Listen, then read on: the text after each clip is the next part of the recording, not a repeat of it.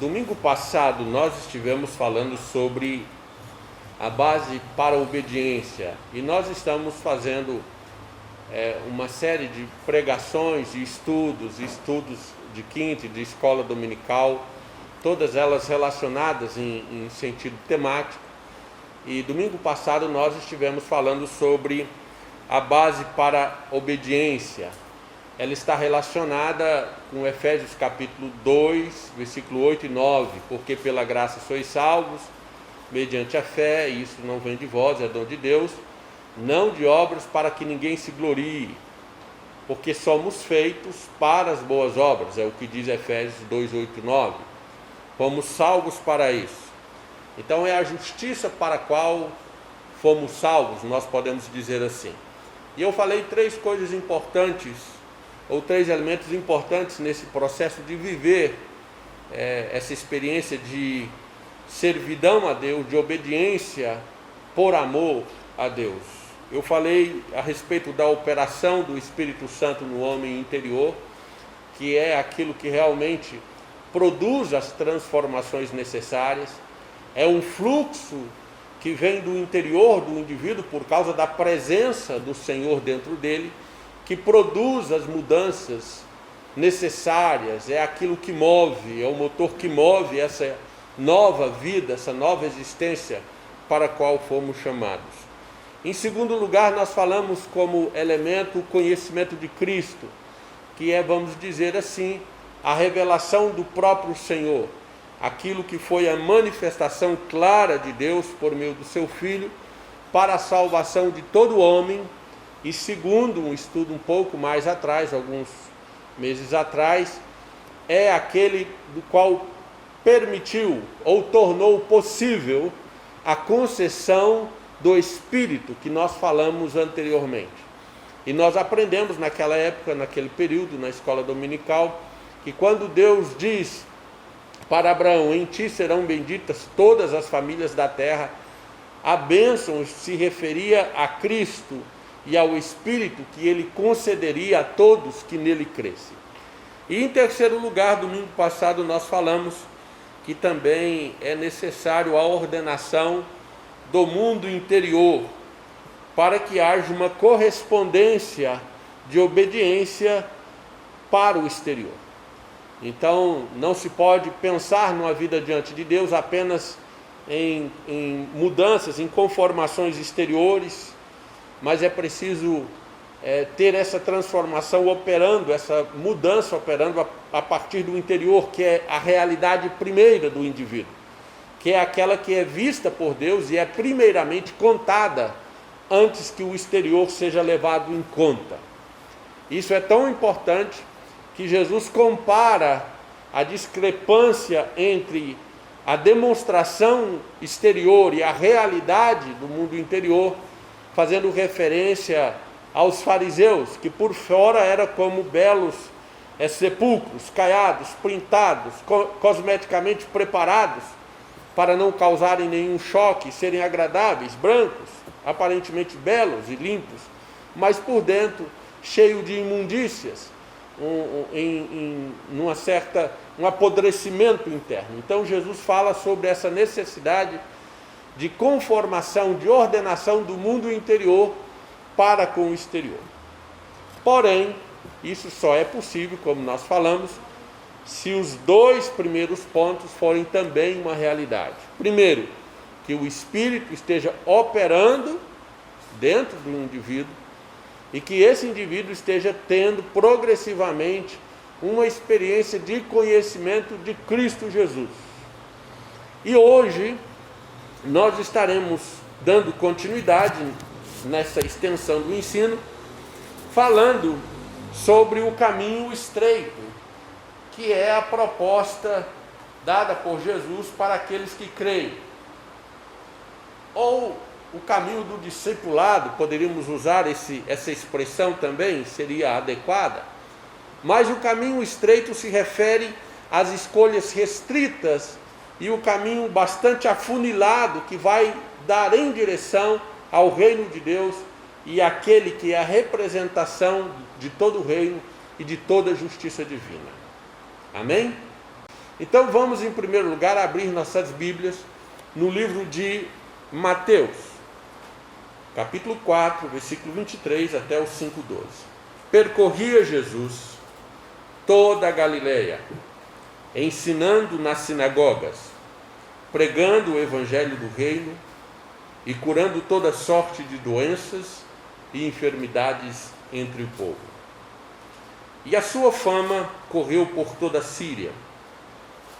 Trouxeram-lhe, então, todos os doentes, acometidos de várias enfermidades e tormentos, endemoniados, lunáticos e paralíticos, e ele os curou. E da Galileia, Decápolis, Jerusalém, Judeia e da além do Jordão, numerosas multidões o seguiam. Vendo Jesus as multidões, subiu ao monte, e como se assentasse, aproximaram-se dele os seus discípulos. Versículo 2: E ele passou a ensiná-los, dizendo: Bem-aventurados os humildes de espírito, porque deles é o reino dos céus. Bem-aventurados os que choram, porque serão consolados. Bem-aventurados os mansos, porque herdarão a terra. Bem-aventurados que têm fome e sede de justiça, porque serão fartos. Bem-aventurados os misericordiosos, porque alcançarão misericórdia. Bem-aventurados os limpos de coração, porque verão a Deus. Bem-aventurados os pacificadores, porque serão chamados filhos de Deus. Bem-aventurados os perseguidos por causa da justiça, porque deles é o reino dos céus. Bem-aventurados sois quando por minha causa vos injuriarem e vos perseguirem, e mentindo disserem todo mal contra vós. Regozijai-vos e exultai, porque é grande o vosso galardão nos céus, pois assim perseguiram aos profetas que vieram antes de vós. Amém? Se por um lado nós olhamos esse trecho como uma apresentação da vida do reino de Deus, ou do discipulado, nós podemos e devemos entender como proposta para a vida da igreja ou da comunidade cristã, que é a representação clara do reino de Deus. Então eu quero mostrar o capítulo 7 agora, versículo 13 e 14, e eu quero explicar algumas coisas para vocês. Primeiro eu quero explicar que esse ensino, nós não lemos o trecho todo, vamos fazer isso gradualmente, mas quando Jesus sobe o monte, ele começa o seu ensino, e o seu ensino vai durar até o capítulo 7. E no final do capítulo 7, então, é que ele vai fazer a comparação a respeito daquele que constrói a sua casa sobre a rocha ou sobre a areia. E ele diz: aquele que tem ouvidos para ouvir, ouça. Sejam como aqueles que ouvem e praticam, é o ensino dele. Ouvir as palavras de Jesus, como ele menciona no capítulo 7, se refere a todo o ensino que ele acabava de ensinar desde a sua origem, ali no monte, no capítulo 5. Depois que ele termina o ensino, então ele desce do monte e vai fazer outras coisas. Mas para nós é importante entendermos que essa fala começa no capítulo 5 e só vai terminar lá na frente no capítulo 7. Nesse meio, eu quero chamar a atenção nesse ponto, no versículo 13 e 14 do capítulo 7. Prestem atenção. Entrai pela porta estreita. Larga é a porta e espaçoso o caminho que conduz para a perdição, e muitos são os que entram por ela. Porque estreita é a porta e apertado o caminho que conduz para a vida, e são poucos os que acertam com ela. Esse caminho estreito do qual Jesus está se referindo é o ensino que ele está dando naquele momento, começando pela fala das bem-aventuranças, e as demais explicações que posteriormente vão se seguindo a sua fala são descritas pelo próprio Jesus como o caminho, a escolha estreita, afunilada, que o indivíduo deve fazer para encontrar-se com o reino. Ao final, o que Jesus está dizendo é que o seu ensino leva diretamente à porta, e a porta é o acesso ao reino. Ele está falando sobre a experiência de acesso ao reino de Deus, ou salvação para o reino de Deus. Salvação não pelas boas obras, mas também com uma experiência das boas obras encontradas nele, em Cristo Jesus. Então esse caminho estreito é o caminho que o Senhor fala. O caminho e a porta dizem respeito à mesma coisa, ao acesso ao reino. O caminho leva à porta e ambos dão acesso ao reino. O caminho leva a Cristo e Cristo é o acesso ao reino de Deus. Por isso, no começo ele vai dizer, o ensino começa logo no capítulo 4, que quando Jesus inicia seu ministério, ele diz: arrependei-vos, porque está próximo o reino de Deus. O reino de Deus está nas palavras de Cristo Jesus, e é Ele próprio, o próprio reino. No reino, é Cristo quem governa, nele toda a justiça de Deus, ou do Senhor, se cumpre, e nele, ou para Cristo, ou para a sua justiça, ou obediência, como foi a mensagem do domingo passado, nós somos atraídos. Então, existe uma tensão que, antes de mais nada, eu quero descrever para vocês.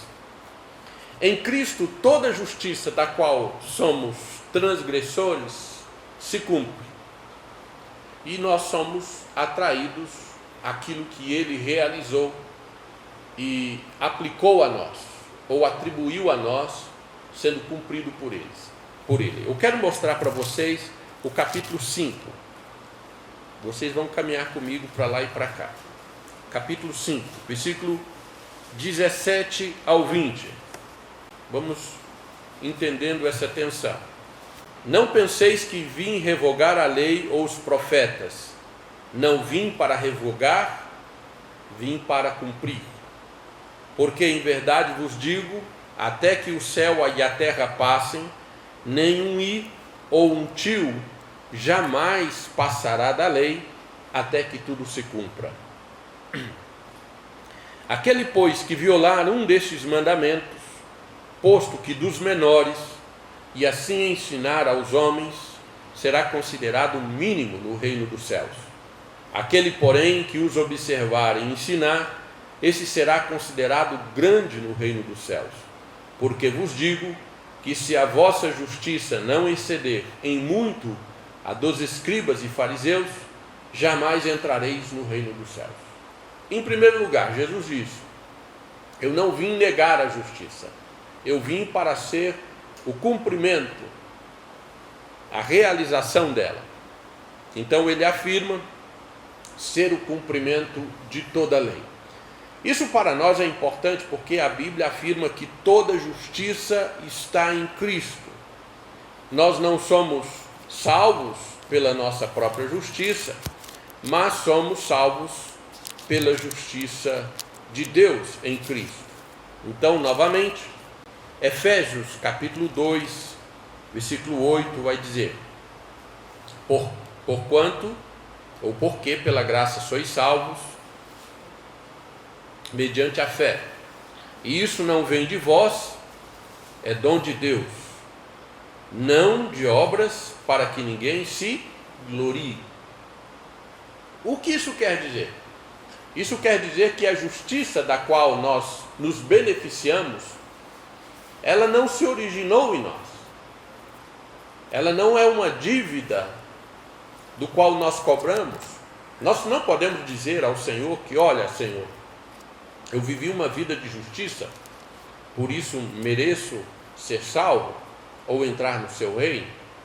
Pelo contrário, a nós foi atribuído não a nossa justiça, mas a justiça de Cristo, que Ele cumpre conforme afirma no livro de Mateus: eu não vim revogar a lei, mas vim para cumpri-la, para consumá-la em vosso favor. Porém, quando nós falamos dessa forma, embora não somos salvos pelas nossas obras, porque não a possuímos para ser salvo, somos salvos, contudo, para essa obra, para a qual fomos atraídos em Cristo Jesus. Versículo 10 do capítulo 2 de Efésios. Pois somos feitura dele, criados em Cristo Jesus para as boas obras. Criados em Cristo Jesus para as boas obras, as quais Deus de antemão preparou para que andássemos nela. Isso significa dizer que, uma vez salvos, temos os recursos que anteriormente não possuímos, e já temos a realização ou a consumação completa e perfeita da justiça em Cristo.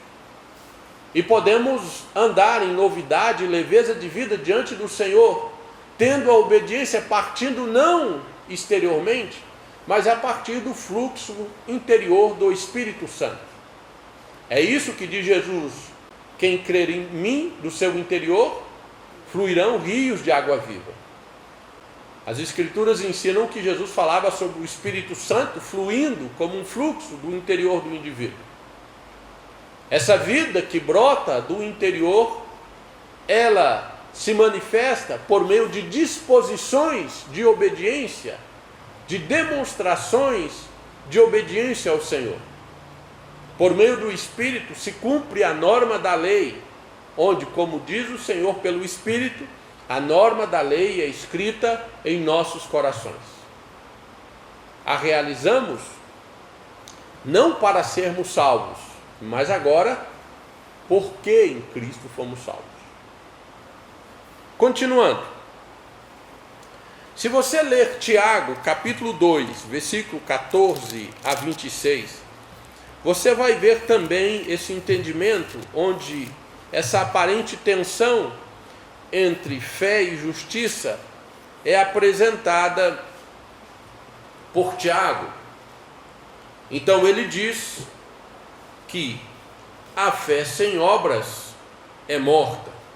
Ele afirma que as obras é a manifestação ou a caracterização de que a fé é uma realidade no interior do indivíduo. E como ele faz isso? Ele usa uma figura dizendo, no versículo 14: meus irmãos, qual é o proveito se alguém disser que tem fé, mas não tiver obras? Pode acaso semelhante fé salvá-lo?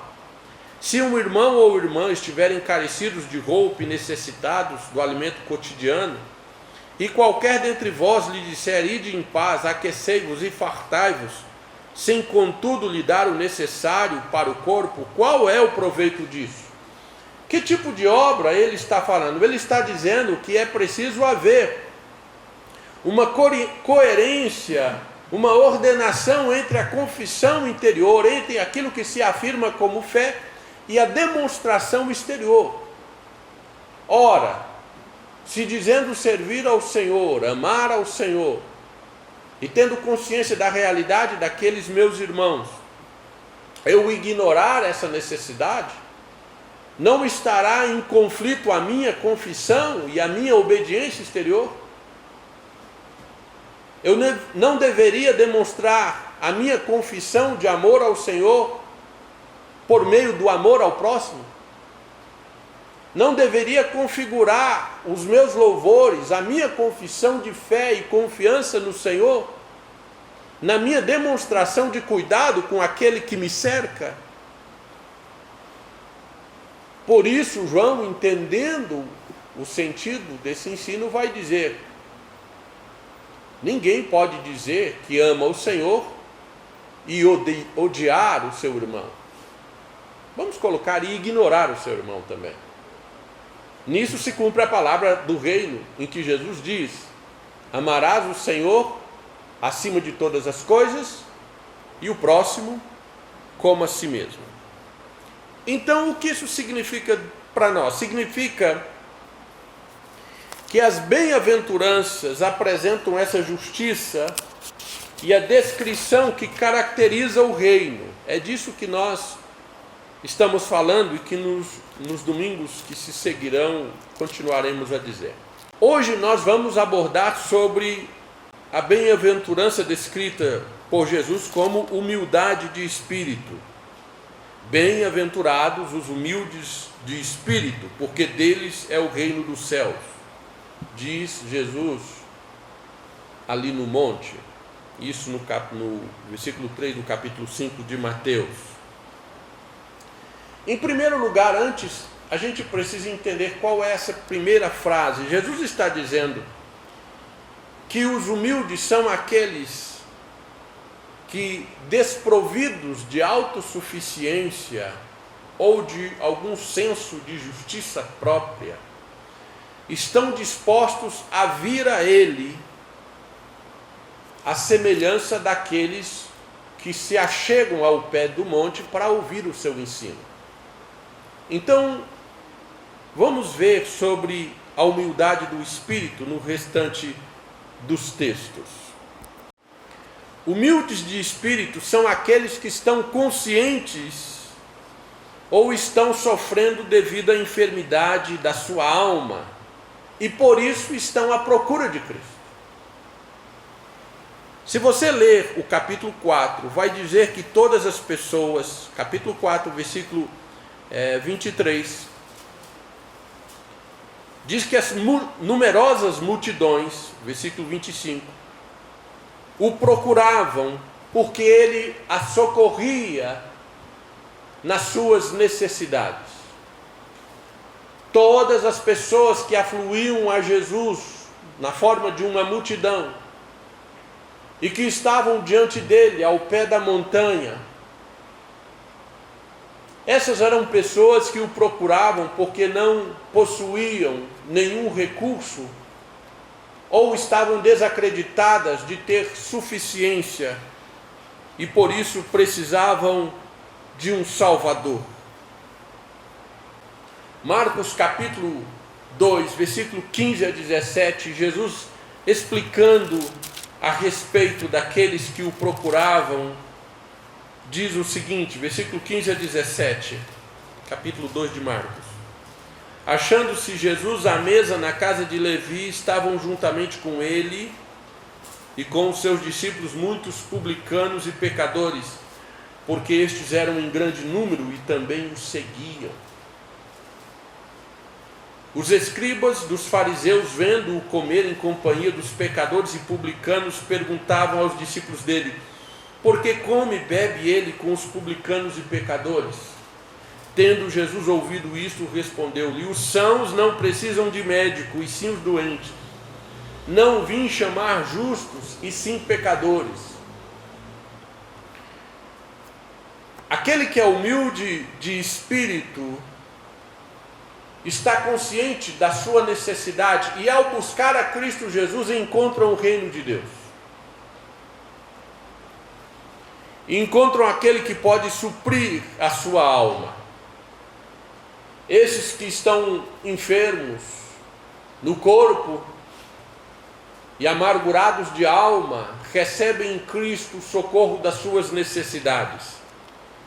Esse é o caso de Mateus, capítulo 9, onde há um paralítico que é levado diante do Senhor. E esse paralítico, capítulo 9,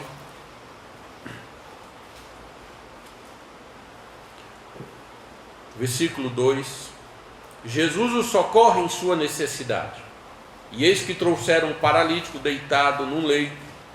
Vendo-lhe a fé, Jesus disse ao paralítico: tem bom ânimo, filho, estão perdoados os teus pecados. Mas alguns escribas diziam consigo: este blasfema.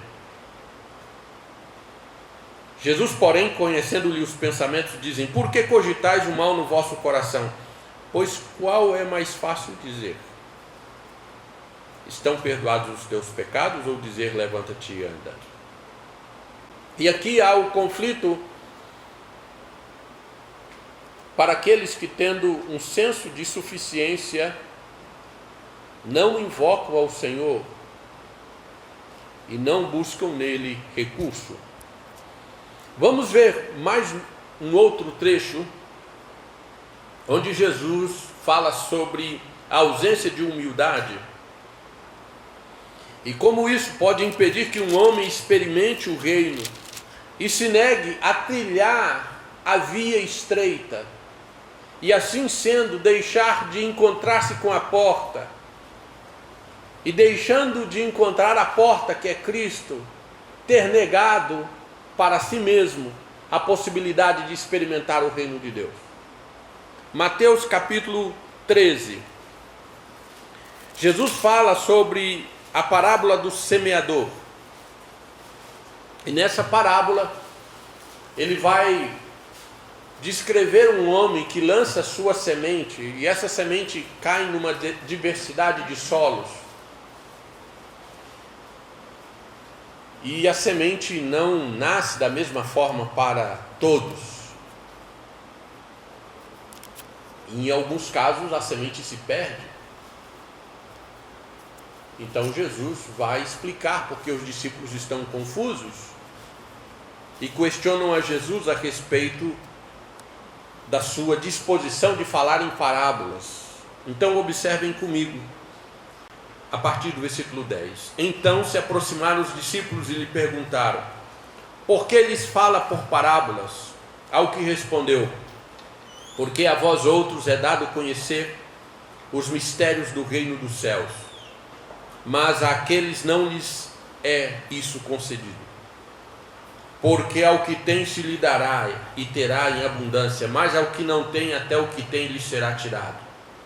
Por isso lhes falo por parábolas, porque vendo não veem, e ouvindo não ouvem nem entendem. De sorte que neles se cumpre a profecia de Isaías: ouvireis com os ouvidos e de nenhum modo entendereis, vereis com os olhos e de nenhum modo percebereis.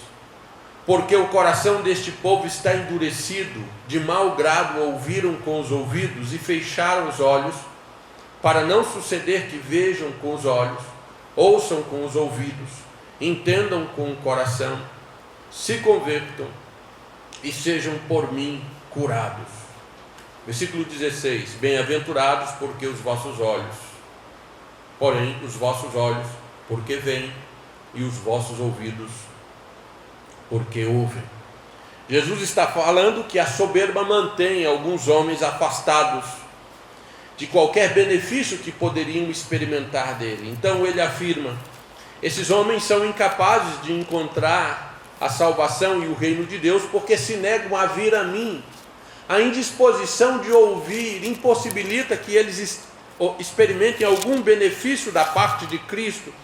E essa é a afirmação de todo o livro de Mateus, em que Jesus se apresenta diante dos homens. É por causa disso que ao final, lá na frente, Jesus vai dizer aos discípulos: o que os homens dizem a meu respeito, e vocês, o que vocês dizem? Já chegaram à conclusão.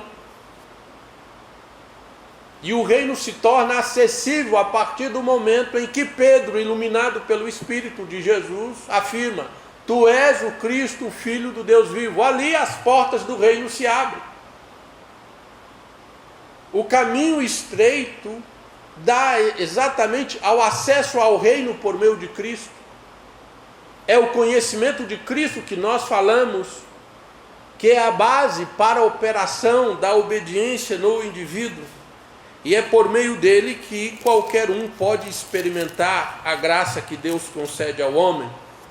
Em mais um lugar, o capítulo 5 do Evangelho de João, versículo 40, 39 e 40, Jesus, ainda falando para pessoas que se mantêm obtusas, endurecidas, entorpecidas no seu pecado e se negam a reconhecer quem ele é, afirma: examinai as Escrituras, porque julgais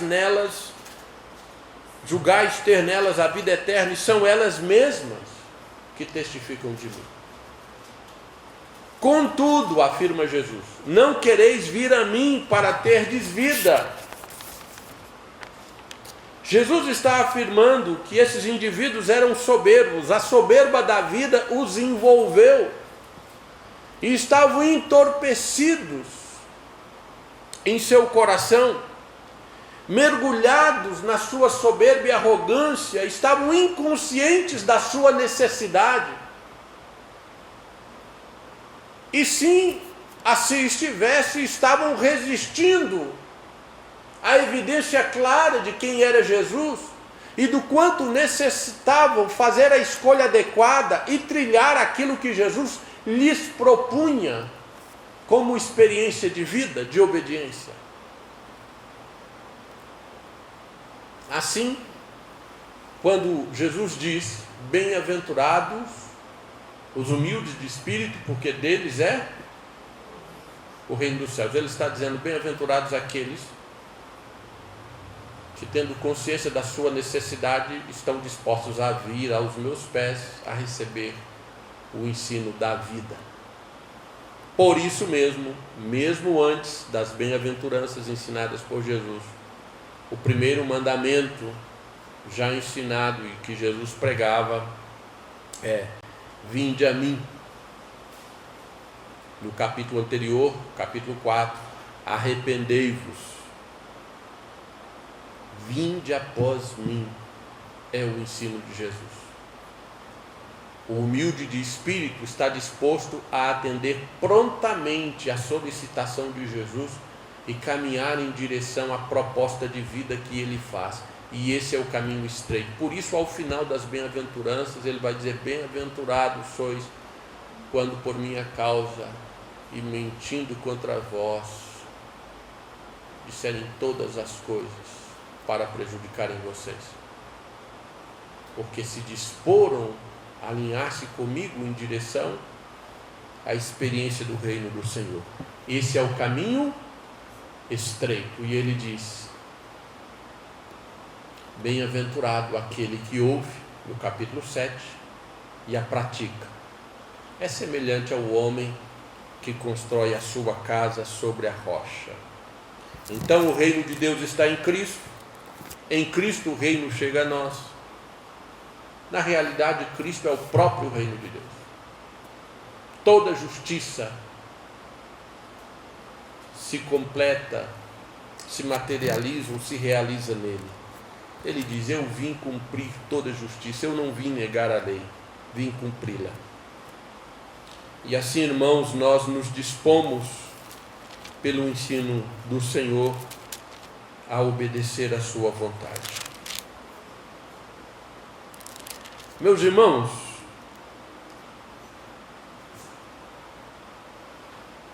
nós devemos atender a que o Senhor nos chama a fazer. O Evangelho de João, capítulo 12, versículo 44, diz o seguinte: e Jesus clamou dizendo: quem crê em mim, crê não em mim, mas naquele que me enviou. E quem me vê a mim, vê aquele que me enviou. Eu vim como luz para o mundo, a fim de que todo aquele que crê em mim não permaneça nas trevas. Amém? Amém. É isso que deve ser, em primeiro lugar, a proposta do reino. Humildes de espírito, a capacidade de reconhecer o quanto necessitamos do Senhor e da sua justiça, a disposição de abrir mão do nosso próprio senso de justiça para aceitar que aquilo que Ele nos propõe de fato é o que é aceito por Deus como obediência e como graça. E não somente isso, tomar isso como a escolha do qual nós estamos dispostos a fazer o esforço e colher as consequências dessa nossa escolha. Este é o nosso caminho estreito. Andar unicamente em direção a Cristo e para Cristo. Vamos orar? Eu quero convidar você, então, a baixar a sua cabeça e vamos invocar ao Senhor. Bendito Deus e Pai, nós somos semelhante Há homens enfermos que, precisando de uma cura para a sua enfermidade, se entregam inteiramente nas mãos de um médico. Ó Deus, não há justiça em nós. Ó Deus, que nos permita reivindicar qualquer direito do Senhor. Não há justiça em nós pelo qual pudéssemos ser salvos. Aquilo que temos vem de Ti mesmo. Se podemos obedecer a alguma coisa, se alguma justiça é contada na Sua presença, ela não veio de nós, ela nos foi dada como um presente pelo Senhor. Cristo foi o cumprimento da justiça plena que o Senhor exigia. E uma vez cumprida, o Senhor a atribuiu a nós como um presente misericordioso. Bendito Deus, nos ensine a andar sempre nessa dependência do Senhor e de Seu Filho. Que não sejamos soberbos ou arrogantes, que não sejamos daqueles que se apegam à sua própria força. Ó Deus, mas que sempre estejamos em dependência do Senhor, vinculados permanentemente a Ti por meio do Teu Espírito Santo. Que Cristo Jesus seja todo o nosso caminho. Por Ele, diz a Tua palavra, temos acesso à Sua presença. Ele é a porta do rebanho, do aprisco.